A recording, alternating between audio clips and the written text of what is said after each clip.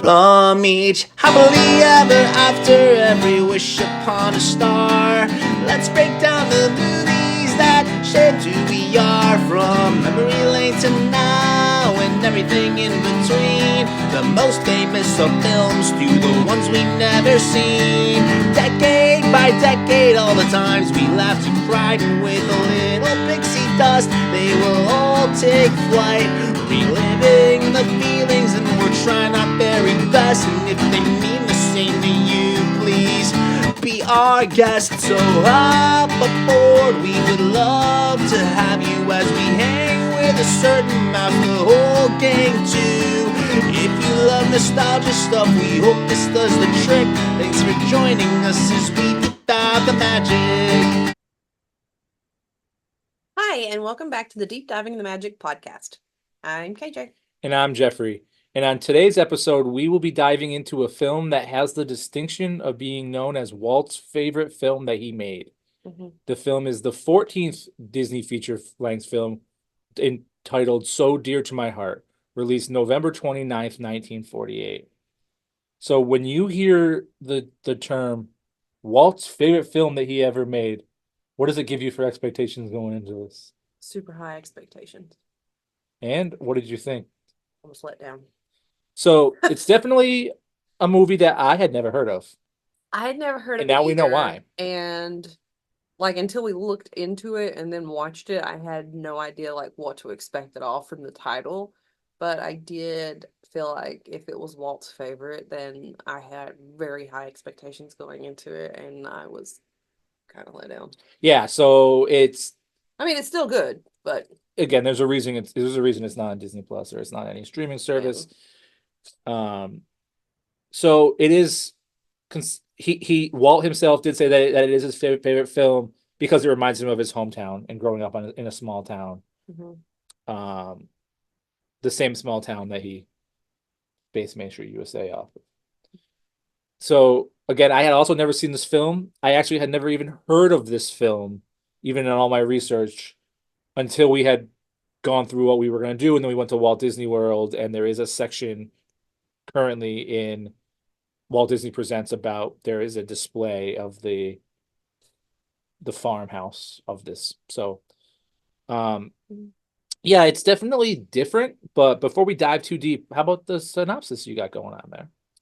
So the synopsis basically is this heartwarming classic tells the tale of a country boy who adopts a mischievous black lamb and learns valuable lessons about love and dedication. What do you think of our friend the black lamb? I thought he was cute. Yeah, we have our own little black sheep right here. So any background that you were able to find before we dive into the film itself? So the film is a combination of animation and live action, and it was based off of the 1943 book by Sterling North, Midnight and Jeremiah. The book itself was revised by North to parallel the film's storyline amendments, and then it was reissued later under the same title as the film. I didn't know it was reissued. So you want to go ahead and we can dive right into it? Sure. So like a lot of our films that we've been watching, it does start with the opening of a bookshot. I know that you call it a storybook moment. This time it's a scrapbook. It's a scrapbook. And scrapbook will be kind of a running thing in this. The scrapbook itself is what always leads to the short animated parts of the film because it's mostly live action. Yep. Our friends Bobby Driscoll and is it Luann? Yep. So Bobby Driscoll and Luann, I can't remember what her last name was.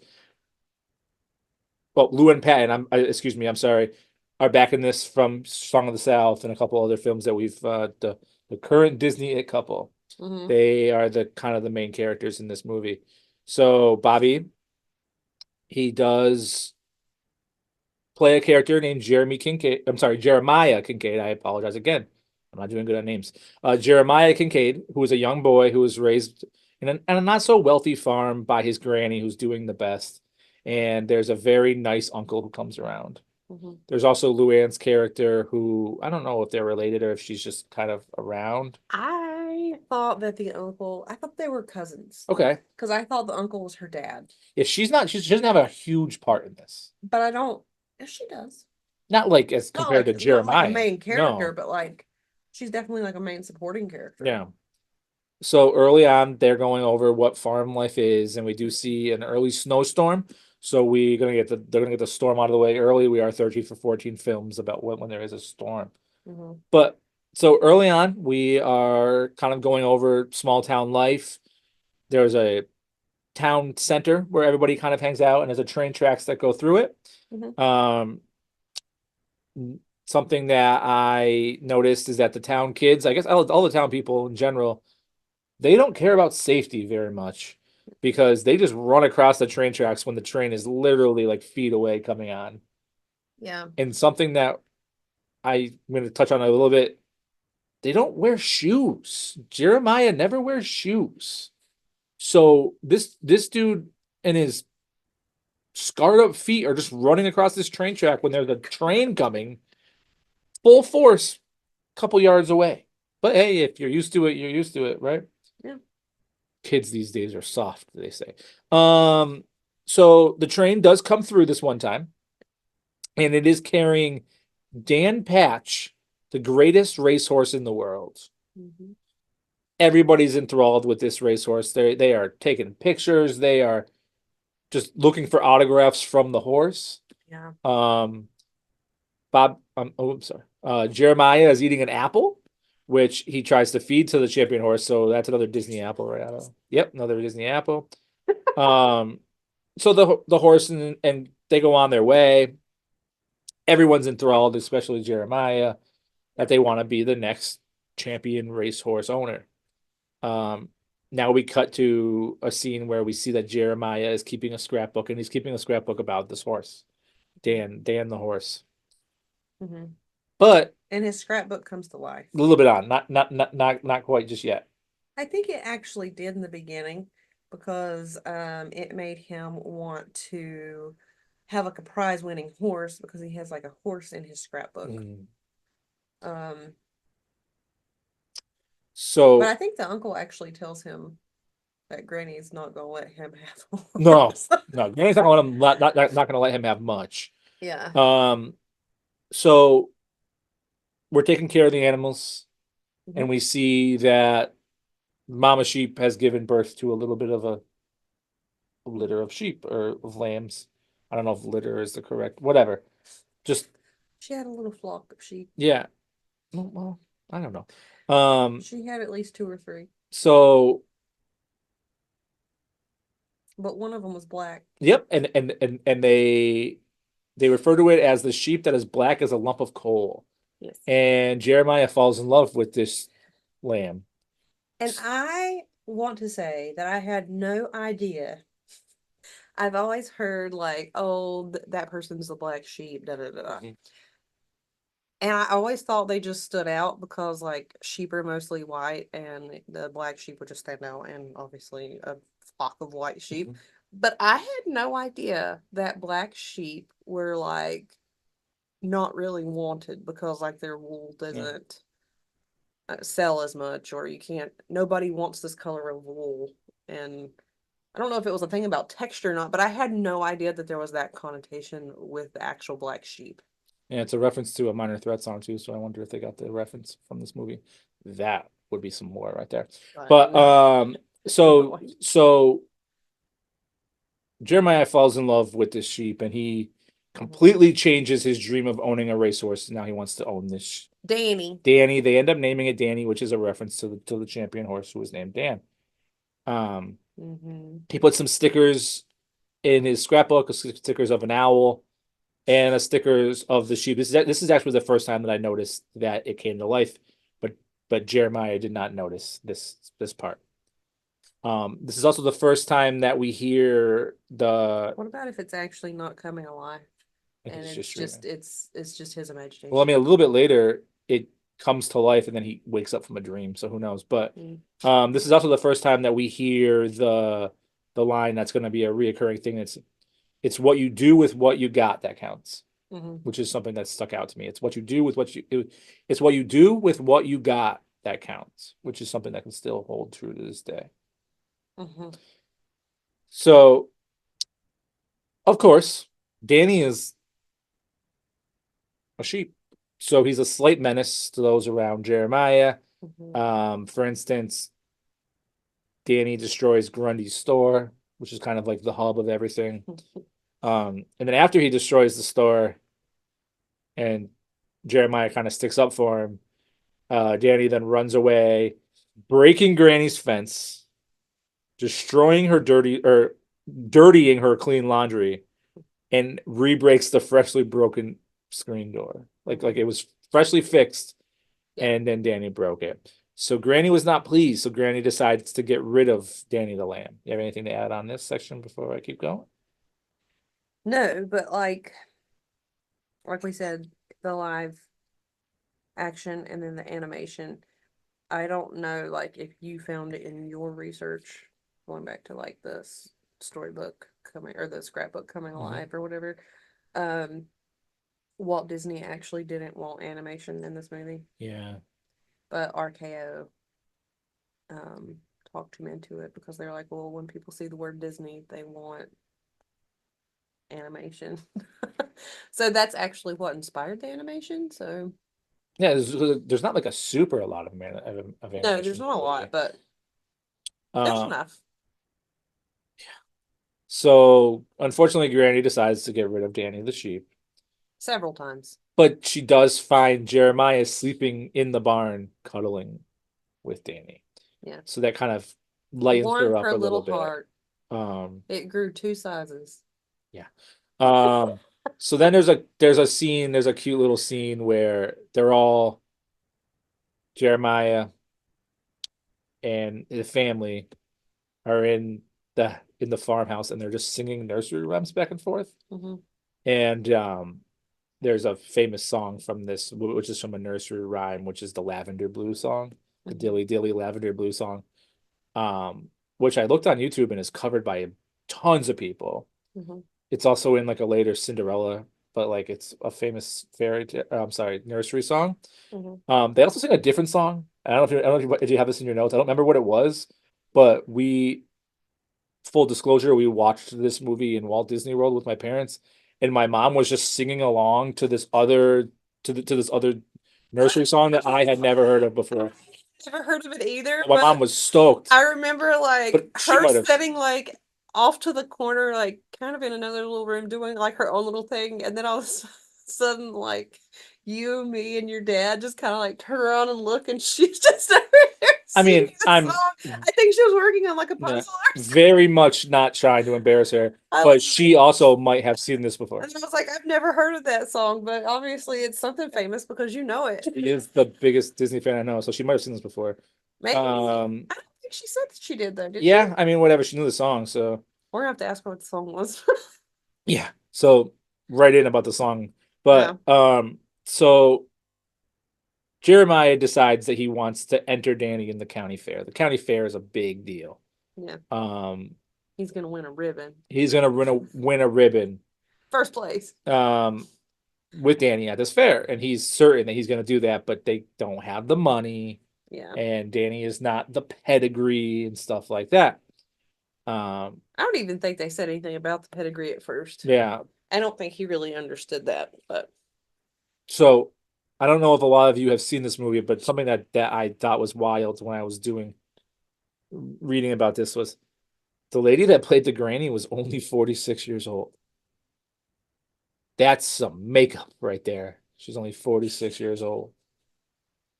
But either way, I don't know why I just wrote that in that spot. But so the he goes back to his scrapbook to write about the county fair and everything. Mhm. And this is when the owl and the sheep from the scrapbook come to life. And he notices this one. It's always gotta be an owl. I love owls. This owl is not my favorite, but I do love owls in animated movies. I actually, side note, thought when we first saw this owl that it was the same owl from the Disney sing-alongs in the 90s. Mhm. You can tell him right when he starts talking that it's very much not that owl. Um, But and I looked and verified that it's not. So they in the scrapbook they start to tell an animated short story about Robert the Bruce and his very Irish spider. Mhm. You have anything about this section? The very Irish spider. I did not write anything down. So it's a cute little section, animated. Again, RKO wanted it to be in there, so they threw it in. So then it cuts from the animated scene back to Jeremiah, and he's dreaming about the county fair. So that's what I was saying, where he wakes up and he's dreaming after the animation. So again, he's trying to save up the money, but he doesn't have enough. So he goes to Grundy. Grundy can't help him. He goes to the uncle. The uncle is wonderful. He can't help him. Grundy could help him, We'll get there. but it does come later, I guess. Yeah. So he's trying to save and he doesn't have enough. Actually, we are getting there right now. So And good. I was thinking we were. So Grundy says, if you can give me some honey, I'll give you some money. Because I don't know if there's a honey shortage or if there's a demand for honey. Maybe the kids put it on their feet because they don't wear shoes. I don't know when they run across the train tracks. But so he decides that if he can get honey from a wild bee tree, he can sell it to Grundy and get enough money for the fair. So they go on a journey. And like a lot of Disney movies, once you turn the lights off in a forest, it gets way creepier than any time otherwise. So Jeremiah and Tildy decide to venture through the forest to try to find this wild bee tree, the hive. And they journey through the woods. There's some scary animals. There's a bog. They're not wearing shoes, but they do successfully find the beehive. Anything on this? About the beehive scene? Not so much. I mean, they really had to search for the beehive. And then he actually accidentally finally stumbled upon it when they were about to give up. It's because they weren't wearing shoes. And then I thought we were going to get to see the process of it, but we didn't. Like, he went back to go get the uncle, and then the next scene is basically the uncle taking him with barrels of honey to Grundy's store. Yeah. So I kind of felt like we got left out. Yeah, so the uncle helps him gather all the honey for Grundy.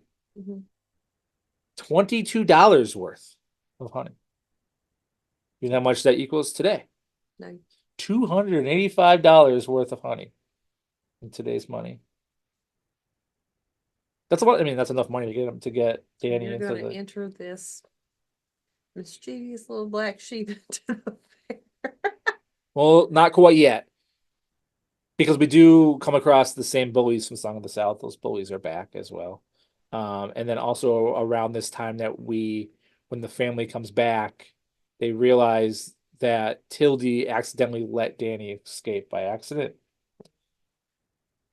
And Jeremiah is missing trying to find the lamb. In a storm. In a very Disney fashion, there's a bad storm, yeah. I'm talking about like almost Wizard of Oz, Dorothy level storm. And they can't find Jeremiah. They can't find Danny. It's a sad section of the film.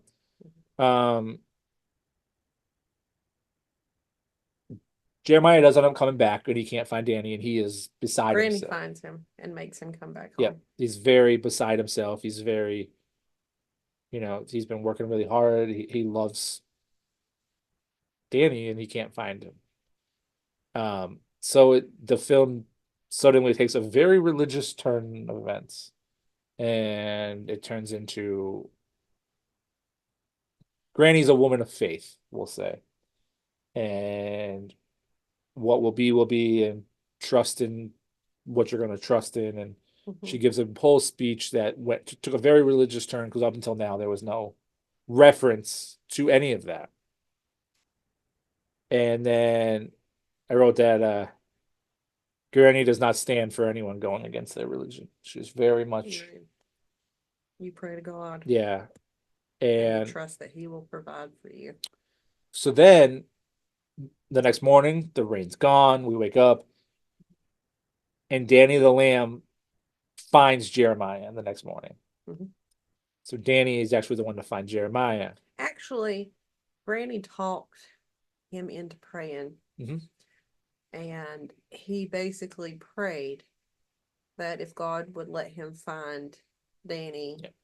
that he would not like Enter him into. enter him into the That's what thing. I was. Yeah.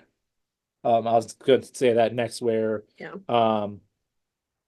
after they, Danny returns and finds the family, they think, okay, we're going to Mhm. enter him. We found him. We're going to And, enter. and he was pretty mad at Tildy Yeah. for letting him out, but he does apologize. So, but Jeremiah decides to take Granny's word to heart Mhm. and not enter Danny into the fair, because he promised God that if he let him find Danny, he wouldn't enter him into the fair, Yeah. which is a nice scene. But then Granny feels very guilty when he tells her that. Yeah. So Granny decides to pull the card of, well, she's known God longer than Jeremiah And has. she prayed Yeah. that if he came back, that they would definitely Yeah. enter him into the fair. So she's known him longer. So she pulls the So 46-year-old that age she card. knows him longer than they had to enter Danny into the fair. So they do end up entering. So she is a big softie. Yeah. And believe it or not, they get ready to go to the fair. Mhm. They put on their county fair bests. Mhm. Jeremiah's got shoes on for the first time in the entire film. Dude deserves an award just for wearing shoes. So they go to the fair, and there's a lot of hustle bustle. It's it's the highlight of the county. And the judge is going to, so we're at like the actual contest that they enter Danny in. Mhm. And the judge is going around asking all the owners of all the sheep questions. Mhm. And Danny responds Basically about the pedigrees Pedigree, of each yeah. sheep, and I honestly had no idea it was pedigrees to sheep either. I kind of felt embarrassed for him. Yeah. When I saw that going around, I was like, "Oh, this is not going to look good." So Jeremiah. I don't like you calling him Jeremy. I'm sorry. Jeremiah doesn't know. So he says, Danny ain't one of those fancy kinds of lambs, mister. His Mhm. mama's name was Jezebel, but we don't know who his father was. His mama was a Jezebel. His mama's name was Jezebel, but don't know who his father was. And all the other contestants, they all stare at Heard Jeremiah. that phrase of like a floozy woman being referred to as a Jezebel. There you go. I kind of laughed when they said when he said his mama's name was Jezebel, and I don't know who his dad is. And I Well, thought maybe that's where this came from. I mean, I doubt it, but to be fair, References that I was like, huh, to be watching this movie. to be fair, Danny does accidentally knock over the judge. So, He's so strong. so the competition ends, and because this is a Disney movie, and Mhm. Disney movies are built around wishes and dreams, and most importantly, happily ever afters, Mhm. Danny the Lamb doesn't win the medal. Yeah. He doesn't win. Mr. Marshall wins. So we're No first place, no let second down. place, no third place. He doesn't win anything. No, Not everybody gets yeah, a go ahead. trophy. They refer to it as the blue medal, the blue ribbon. He does not win the blue ribbon. And we are at that point For reminded the category that he was entered in, he does not win the blue he ribbon. doesn't win anything. We are reminded again that it is what you do with what you've got that counts. Yeah. So Jeremiah, Danny, Granny, Uncle, Tildy, and their shoes. They're all kind of getting ready to just call it, but the judge does make one more announcement after the competition that Jeremiah wins a special award for merit for his love and care for a non-pedigreed black sheep. Mhm. So we do get the happily ever after. Because he did think that he was a mighty fine sheep. He was a mighty fine sheep and mighty fine boy for taking care of him. So then we arrive back in the town, and the people are all celebrating Jeremiah and Danny like they did Dan, the champion racehorse, in the beginning of the film. Mhm. And then the scrapbook closes and the movie finishes. Anything else you want to add before we turn it over to your thoughts and ratings? No, just as a kid, I feel like the sheep running away, as much as it did, would have caused me severe anxiety. Um, I don't know. I can remember having severe anxiety watching Curious George as a kid, but like this would have topped that because it's like, oh, he's running away, or oh, he just busted through the door. That kid's gonna get in trouble. He did get in trouble. So it's like I would have had a lot of anxiety watching this as a child. Well, it's what you do with what you got that counts. Yeah. So how about But it is a very touching story, and it does have its yeah. important teaching moments. How about those thoughts? Or I'm sorry, those ratings and those IMDb's? I rated it a 6, and Okay. I'm pretty sure that IMDb did not rate it much higher than I did.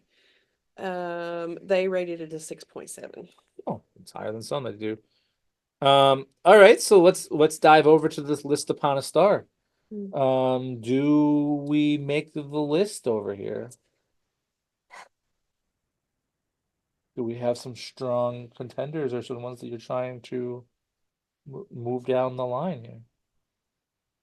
Or is your top 10 list currently solid? I think because it's Danny and he was a black sheep and I thought it was cute, I'm gonna put it at number 10. So go ahead and read your list.